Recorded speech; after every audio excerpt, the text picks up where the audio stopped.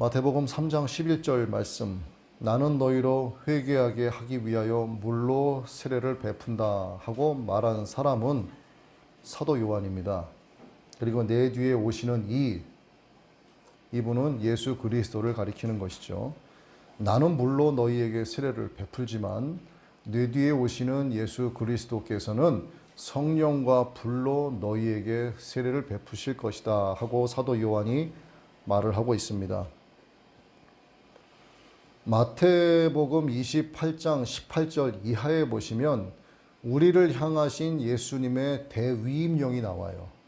우리에게 너희는 이것을 해야 된다, 반드시 해야 된다라고 명령을 하시고 승천하시는 그러한 장면이 나오게 됩니다. 그 대위임령의 첫째는 너희는 가서 모든 민족을 제자로 삼으라 하는 위임령이고, 두 번째는 아버지와 아들과 성령의 이름으로 세례를 베풀어라 하는 명령이고, 세 번째 대위임령은 너희에게 분부한 모든 것을 가르쳐 지키게 하라는 명령이죠. 세 가지의 대위임령이 나옵니다. 대위임령이라고 하는 것, 우리에게 주신 이 지상 명령은 반드시 수행을 해야 된다는 거죠. 여러분은 주님의 대위임령에 따라서 첫째, 제자가 되었습니다. 예수님의 제자가 되었어요. 둘째, 세례를 받으셨어요. 셋째, 하나님의 말씀을 듣고 배우면서 지키기 위한 영적 노력을 현재 하고 있습니다. 그래서 여기에 계신 저와 여러분은 예수님의 대위임령 안에서 순종하고 있다는 뜻이죠. 우리가 예수님의 명령을 듣고 지키고자 하는 것은 예수님의 말씀이 진리이기 때문입니다. 유일하기 때문이에요. 그런데 진리는 움직일 때 진리가 되는 거예요. 그저 머물러 있으면 진리라고 볼 수가 없습니다. 동적일 때 그 진리의 가치가 나타나기 시작을 한다는 거죠. 멈춰져 있는 진리는 진리로서의 가치가 없다는 것을 의미한다는 얘기입니다. 진리가 전해지고 전달되기 위해서는 진리를 온전하게 담을 수 있는 그릇이 있을 때 온전히 진리가 전달될 수가 있어요. 예수님께서 우리에게 명령하신 이 대위임령도 진리를 전하라는 겁니다. 움직이라는 거예요. 머물러 있으라가 아니었어요. 맛있는 고급 요리가 있습니다. 이 요리의 완성은 뭐라고 할까요? 완성의 가치가 어떻게 하면 더해질까? 또 맛있고 아주 고급 향이 좋은 커피가 있습니다. 이 커피의 퀄리티는 무엇이 있을 때 더 높게 평가가 될까? 바로 고급 요리를 담는 접시가 있어야 되고요. 커피를 맛있게 담아낼 수 있는 커피잔 세트가 있어야 되는 거예요. 진리가 전해지고 전달되기 위해서는 진리를 온전하게 담을 수 있는 그릇이 있을 때 온전한 진리가 전달될 수 있다는 거예요. 진리는 그냥 허공에 떠도는 게 아닙니다. 무엇인가를 통해서 이 진리가 전해지는데 그것이 누구인가? 바로 하나님의 자녀들을 통해서 진리는 전해진다는 거죠.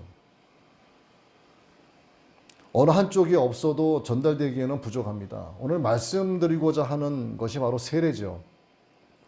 세례는 어떻게 보면 형식이 아니냐 이렇게 말할 수도 있어요. 형식 맞습니다. 세례는 이 세례의 형식이 구원을 이루는 것은 결코 아니지만 세례의 형식을 따른다는 것은 그 진리의 모든 내용을 내가 받아들인다는 것으로 해석이 되는 거예요. 그래서 세례를 받지 않으면 안 되는 겁니다. 진리를 전할 수 있는 그릇으로 만들어지는 과정이기 때문에 세례는 반드시 받아야 된다는 거예요.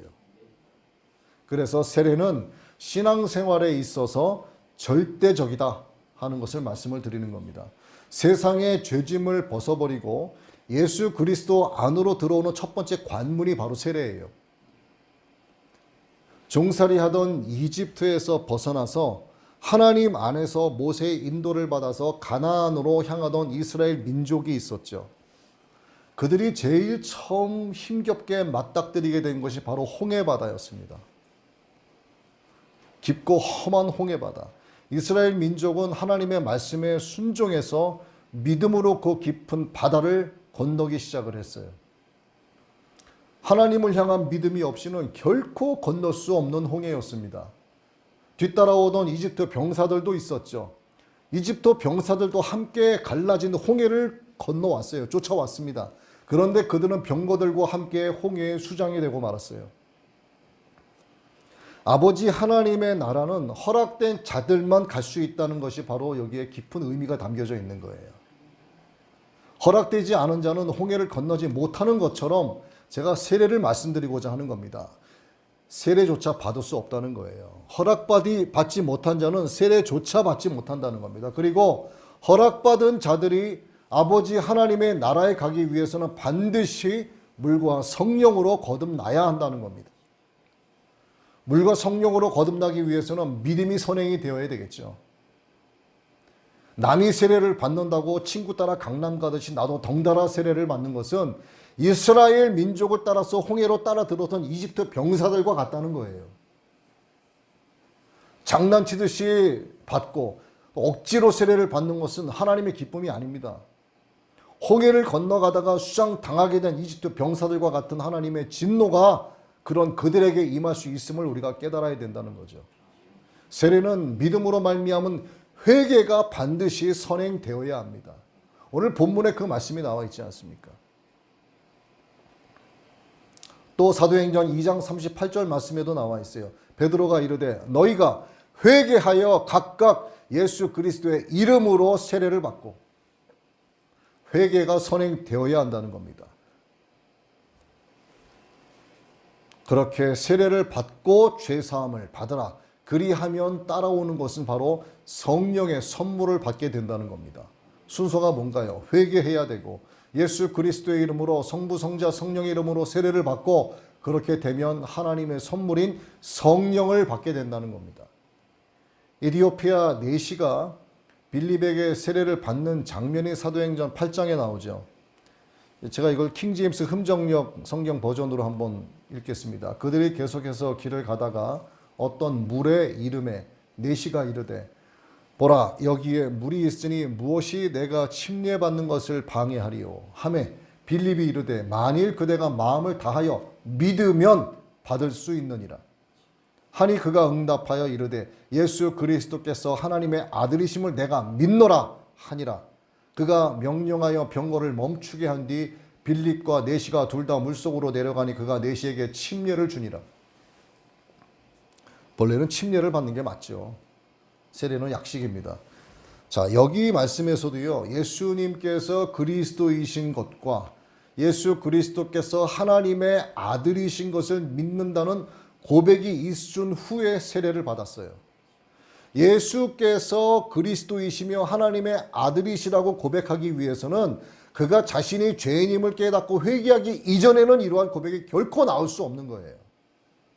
그 다음에 세례를 받게 된 겁니다. 자, 이것이 무엇을 의미합니까?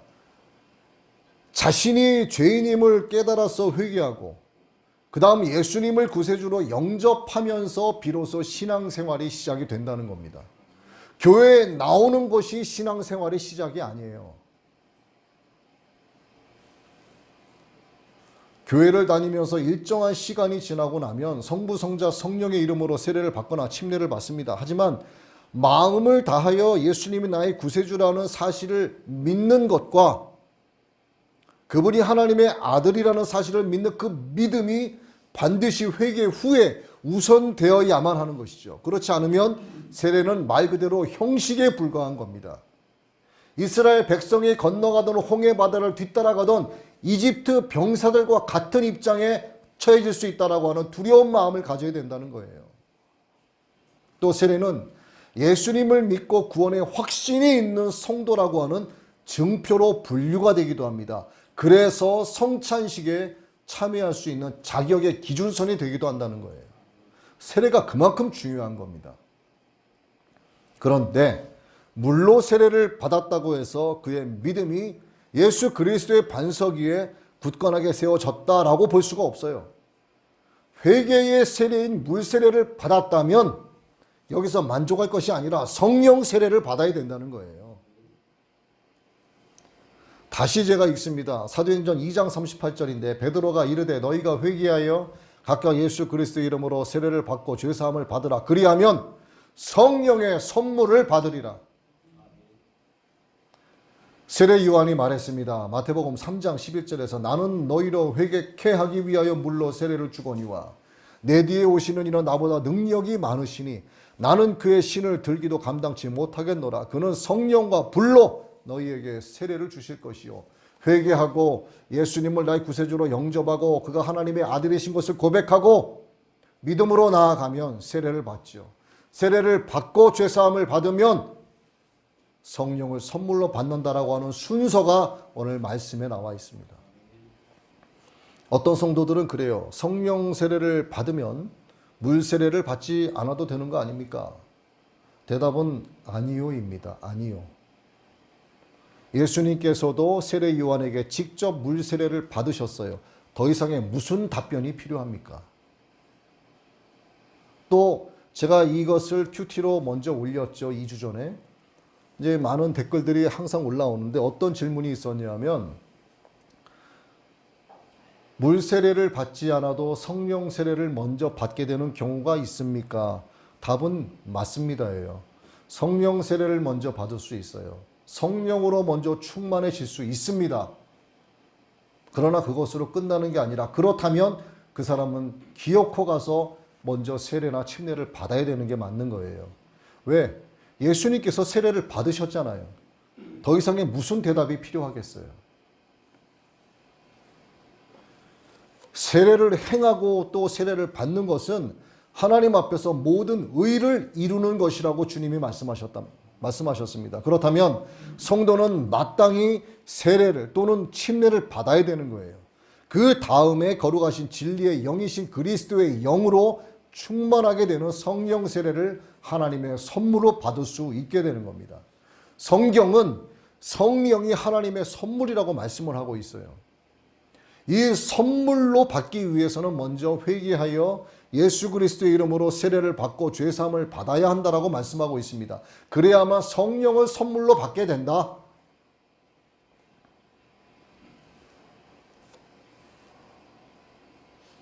하나님께서 선물로 주시는 성령은 진리의 영이죠.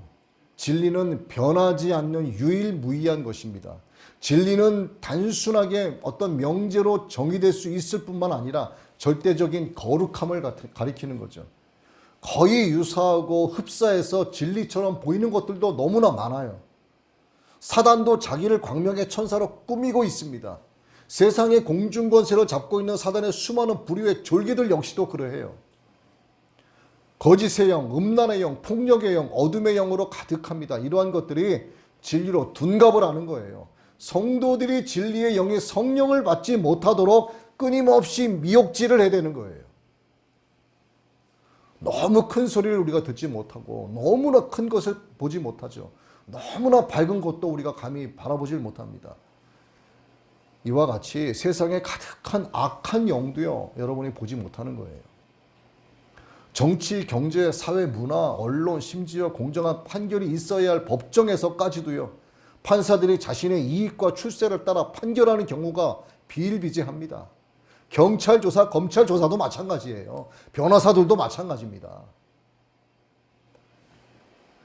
자, 변호사, 검사들을 주인공으로 하는 드라마, 미니 시리즈가 가끔 나오지 않습니까?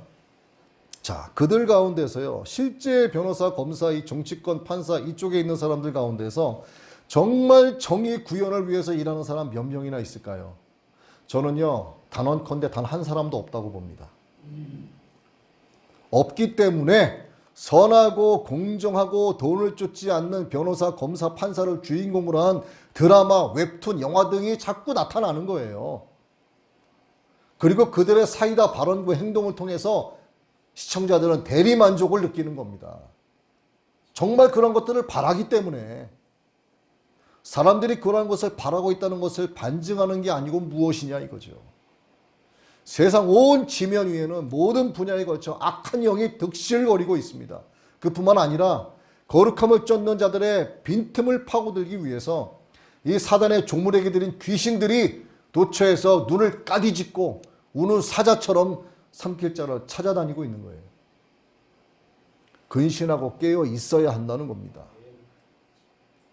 베드로전서 5장 8절 9절 상반절이죠. 근신하라 깨어있으라 너희 대적 마귀가 우는 사자같이 두루다니며 삼킬 자를 찾나니 너희는 믿음을 굳건하게 하여 그를 대적하라. 마귀를 대적하기 위해서는 근신하고 깨어 있어야 한다는 겁니다. 방법은 날마다 성령의 세례를 받는 거예요. 하나님의 선물이 성령을 충만하게 받아야 한다는 겁니다. 성령을 선물로 받지 못하면 우는 사자처럼 덤비는 마귀를 분별하지 못하게 돼요. 그렇게 되면 아가미의 낚싯바늘 꿰인 물고기 신세가 돼서 순식간에 낚여 채이게 되는 겁니다. 광명의 천사로 분장한 사단에게 머리채 붙잡혀 질질 끌려가는 신세가 되는 거예요. 세상이 말하는 평안과 안전함, 첨단 융합기술, 인공지능의 조화, 수중통신, 올포환 시스템, 이게 이런 것들이 지금 무엇을 예비하고 있는 것인지, 이게 무엇을 위한 것인지 제대로 보고 분별하고 파악하기 위해서는 영안이 열리지 않으면 절대로 그런 것들을 볼 수가 없어요. 그저 언론에서 보도하는 것들만 믿고 야 좋다라고만 이야기하는 겁니다. 영안이 열리기 위해서는 성령을 선물로 받아야만 영안이 열리는 거예요. 성령을 선물로 받기 위해서는 성령을 달라고 구해야 됩니다. 우는 아이에게 젖주듯이 하나님께 달라고 구해야 성령을 선물로 주시는 거예요. 누가복음 11장 13절이죠. 너희가 악할지라도 좋은 것을 자식에게 줄 줄 알거든 하물며 너희 천부께서 구하는 자에게 성령을 주시지 않겠느냐 하시니라.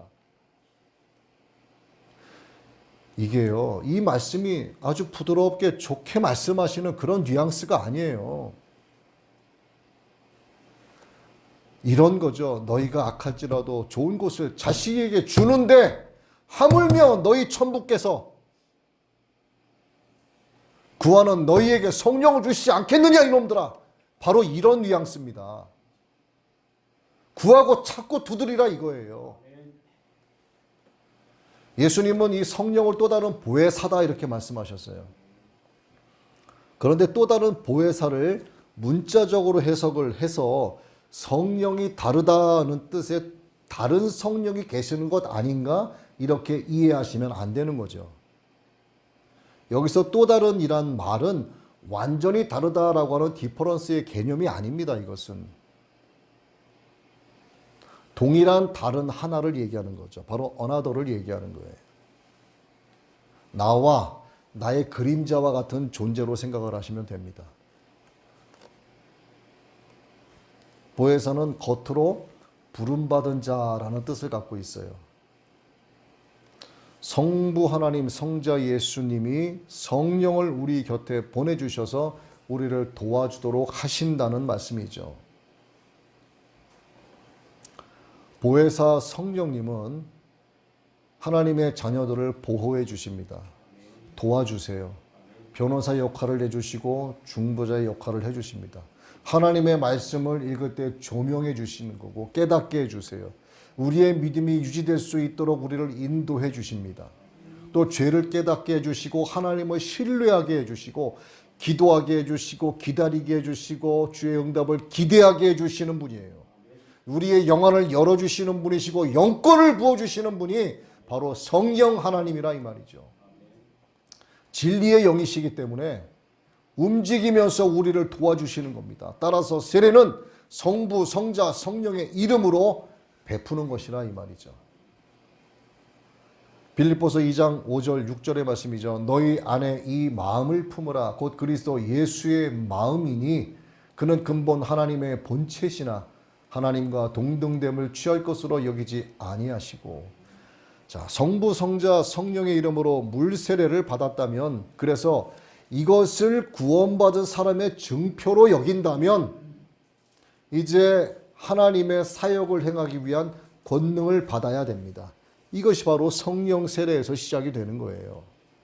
이에 대해서 예수님은 하늘로 올려주시기 전에 이렇게 말씀하셨죠. 오직 성령이 너희에게 임하시면 너희가 권능을 받고 예루살렘과 온 유대와 사마리아와 땅끝까지 이르러 내 증인이 되리라.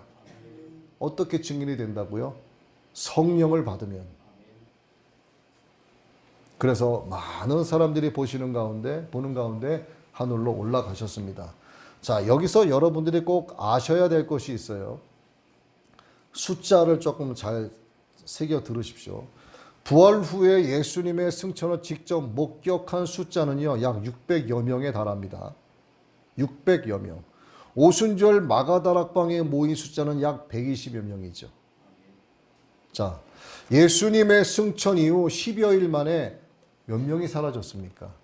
480명가량이 없어졌어요. 600명이 예수님의 승천을 봤는데 480명이 사라지고 120명이 모여 있었어요. 어디 갔을까요, 그들은? 2000년 후 오늘 이 자리에 우리는 480명에 속할까요? 120명에 속할까요? 제가 정답을 가르쳐 드릴게요. 끝까지 가봐야 합니다. 내가 죽든지 예수님께서 재림하시든지 둘 중에 하나죠. 아버지의 집에 들어가는 자가 이기는 자고 승리를 거머쥔 자입니다.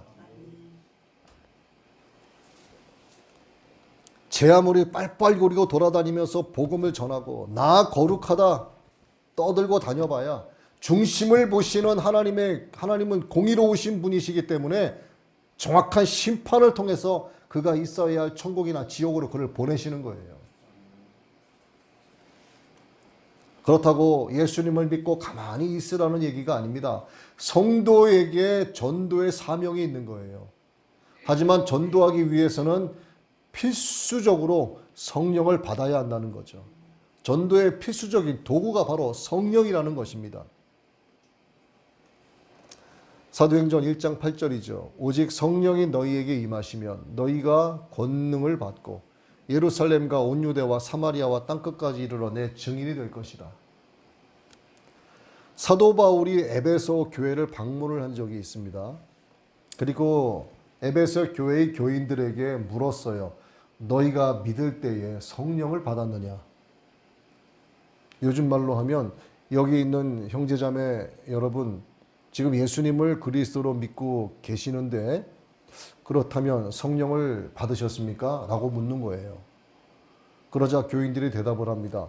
성령이요? 우리는 성령이 있는 줄도 몰랐습니다. 그 얘기 들어보지도 못했습니다. 그러자 바울이 또 묻습니다. 그러면 여러분들은 대체 무슨 세례를 받으셨습니까? 그러자 요한의 세례를 받았습니다. 라고 대답을 해요. 물로 세례를 받았다는 거죠. 바울이 그들과의 대화를 마친 뒤에 대화를 마치고 요한의 세례, 곧 물 세례만 아는 그들에게 안수를 해줍니다. 성령께서 임재하시도록 세례를 주는 거예요.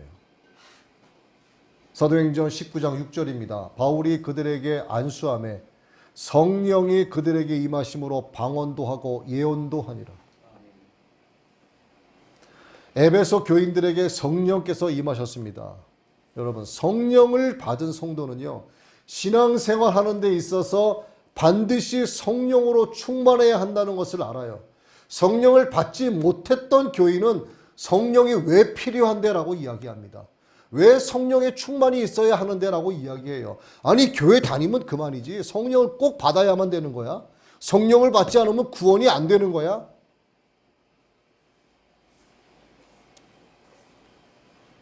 성령으로 충만하지 못하면요, 교회는 다닐 수 있습니다. 하지만 신앙적인 양심은 화인 맞은 상태 그대로 존재하게 돼요. 내가 죄가 되고 죄가 곧 내가 되어서 세상과 교회를 짬뽕을 시킵니다. 들짐승과 날짐승 사이를 오가면서 기회를 엿보는 박쥐와 같은 삶을 살아가게 되는 거예요. 교회와 세상의 교집합 테두리 안에서 이것도 저것도 아닌 채 살아가는 거예요. 그들은 차갑지도 않고 뜨겁지도 않습니다. 그 결과는 제가 말씀드리지 않아도 여러분들이 아시겠죠. 그래서 성령을 받아야 되는 겁니다. 성령을 받아보지 못한 교인들은 이런 이야기를 할 때면 나도 예수 믿고 교회 출석하는데 왜 내가 토에 내쳐지는 미지근한 물과 같냐 항의를 하죠. 그런데 말입니다. 성령을 받지 못한 자들에게 이에 대한 대답을 아무리 해줘봐야 이해를 하지 못해요. 그냥 무한 궤도 속에서 자꾸 반복되는 거예요.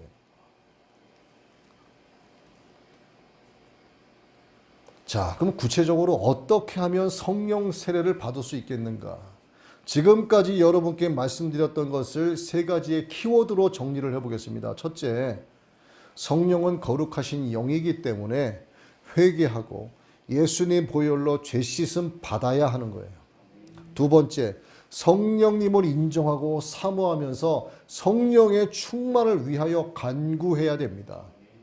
우는 아이가 젖달라고 하는 것처럼 간구해야 되는 거예요. 세 번째, 성령을 구했다면 성령님께서 내게 임재하셨다는 사실을 믿고 기다리고 기대해야 됩니다. 그러면 하나님께서 성령을 선물로 주시는 거예요. 오순절 마가다락방에 모여서 기도하는 120명의 문도들이 여러분들을 한번 생각을 해보세요. 1시간 동안 앉아서 기도하라고 해도 하시겠어요, 여러분? 힘들어 하잖아요.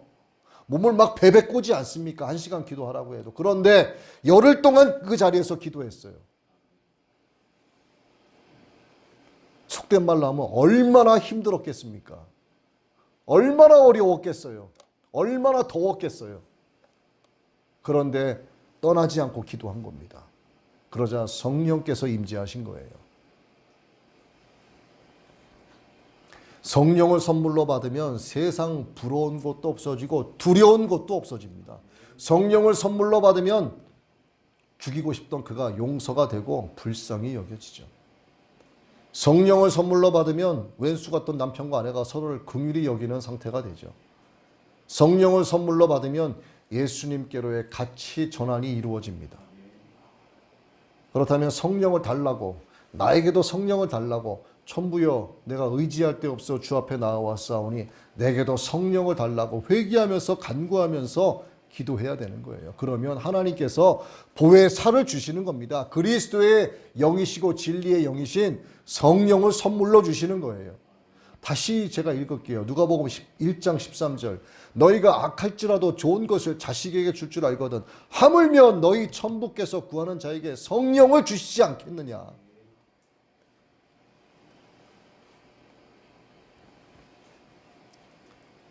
여러분은 한두 번 겨우 마지못해 성령을 달라고 구하고 성령을 주시지 않는다고 낙심하지 않았어요? 그런 적 있지 않으십니까?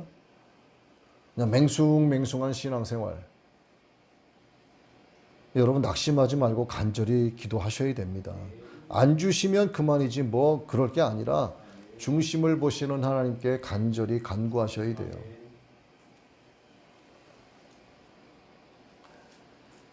성령을 받으면 어떤 현상이 나타나는가? 방언을 하게 됩니다. 성령을 받을 때는요, 순차적인 게 있죠. 감동이 되고 감화가 되고 내주, 인도, 지시 그리고 충만한 단계가 이루어집니다. 예를 들어서 여러분 컵에 물이 들어있어요. 자, 컵에 물이 4분의 1이 있거나 절반이 있거나 아주 조금 있거나 그 컵에 물이 들어있습니까? 라고 물어봤을 때 뭐라고 답변을 해요? 네, 물이 있습니다 라고 이야기합니다. 마찬가지예요. 방언을 하지 못해도 성령으로 예수를 주로 시인할 수 있고 마음에 순종할 수 있고 회개할 수도 있다는 뜻이에요. 여러분들이 성령 충만하지 않고 성령 세례 받지 않아도 너 교회 다녀? 나 교회 다녀. 너 예수 믿어? 나 예수 믿어. 이렇게 답변할 수 있다는 거예요. 근데 하나님께서 원하시는 건 뭡니까? 가득 채우라는 겁니다. 성령으로 충만하라는 거예요.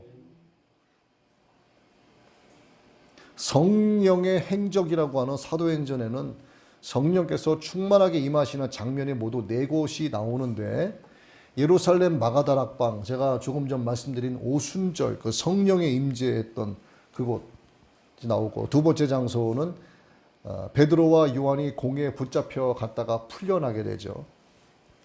그리고 사도들에게 돌아와서 한마음으로 기도하는 장면이 나옵니다.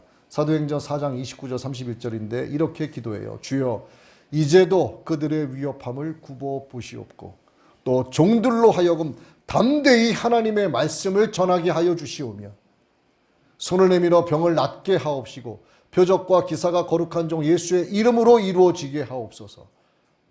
빌기를 다함에 모인 곳이 진동하더니 무리가 다 성령이 충만하여 담대히 하나님의 말씀을 전하니라.